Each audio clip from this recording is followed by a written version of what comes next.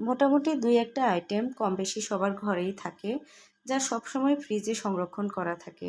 তো আজকে এমনই একটি আইটেম আপনাদের সাথে রান্না শেয়ার করব। আপনাদেরকে বলেছিলাম আমার গেস্ট এসেছিল কিছু। তো তাদের জন্য যে রান্নাবান্নাগুলো করেছিলাম, সেগুলোই হচ্ছে আপনাদের সাথে একেকটি করে শেয়ার করছি। হ্যালো এভরিওয়ান, আশা করি সবাই অনেক ভালো আছেন। আল্লাহর রহমতে সবাই সুস্থ থাকেন এই কামনাই করি। আপনারা যে যেখান থেকে ভিডিওটি দেখছেন, আপনাদের প্রতি রিকোয়েস্ট রইল ভিডিওটি না টেনে সম্পূর্ণ ভিডিওটি দেখবেন।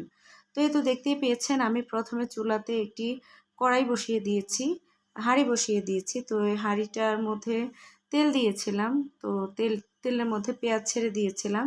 পেঁয়াজটা যখন হয়ে গিয়েছে তখন এর মধ্যে আদা বাটা, রসুন বাটা, পেঁয়াজ বাটা সব কিছুই দিয়ে দিয়েছি। দিয়ে হচ্ছে বাকি প্রয়োজনীয় মশলাগুলো, হলুদ গুঁড়ো, মরিচ গুঁড়ো, ধনিয়া গুঁড়ো সব কিছুই হচ্ছে দিয়ে দিয়েছি। আজকে যে রান্নাটা করব এখন, এই রান্নাটা আমার বাচ্চাদের জন্য প্রায় প্রতিদিনই আমার করা লাগে। কারণ ওরা বেশ পছন্দ করে এবং এটা একটি কমন খাবার, যেটি হচ্ছে সবসময় আমার ফ্রিজে থাকে। তো কি রান্না করছি আপনাদের সাথে কিছুক্ষণের মধ্যেই শেয়ার করব। তো এই তো দেখতেই পাচ্ছেন আমি মশলাটা ভালো করে নেড়ে চেড়ে নিচ্ছিলাম, যাতে এটা ভালো করে কষানো হয়। এবং কষানো হয়ে গেলে আমার চিংড়ি মাছ, ভেজে রাখা চিংড়ি মাছগুলো আমি হচ্ছে দিলাম এর মধ্যে। তো আপনারা ঠিকই ধরতে পেরেছেন, আমি এখানে চিংড়ি মাছ ভুনা করে নিব।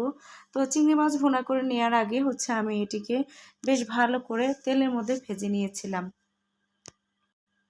চিংড়ি মাছ তেলের মধ্যে অল্প একটু ভাজলেও চলে, কারণ এটা তেলের মধ্যে ছেড়ে দেওয়ার পরে কিছুক্ষণের মধ্যেই এটা একদম লালচে কালার হয়ে যায়।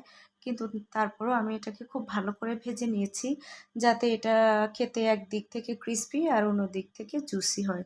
তো আমি চিংড়ি মাছগুলো মশলার মধ্যে ভালো করে নেড়ে চেড়ে কষিয়ে নিয়েছিলাম, যেহেতু চিংড়ির গায়ে খোসার পরিমাণটাই বেশি। তো সেজন্য এটিকে যদি ভালো করে নেড়ে চেড়ে না নেওয়া হয়, তবে হচ্ছে এর গায়ে কিছুটা হলেও মশলা ঢুকতে পারে না। তো এই তো দেখতেই পাচ্ছেন আমি চিংড়ি মাছটা ভালো করে কষানো হয়ে গেলে আমি এর মধ্যে দিয়ে দিয়েছিলাম পরিমাণ মতো ঝোল। এবং ঝোলটা যখন হয়ে গিয়েছিল, চিংড়ি মাছটা যখন মাখা মাখা হয়ে এসেছিল, তখন এর মধ্যে বিলাতি ধনিয়া পাতা দিয়েছিলাম। আমার কাছে মনে হয় যে কোনো প্রকার মাছ রান্নায় অবশ্যই বিলাতি ধনিয়া পাতা দিতেই হয়। আর সেটা যদি না করা হয়, আমার কাছে মনে হয় টেস্টটা অর্ধেকে নেমে আসে। তো আমার মতো কারা কারা মাছ রান্নায় বিলিত ধনিয়া পাতা অনেক বেশি পছন্দ করেন, কমেন্টস করে জানাবেন।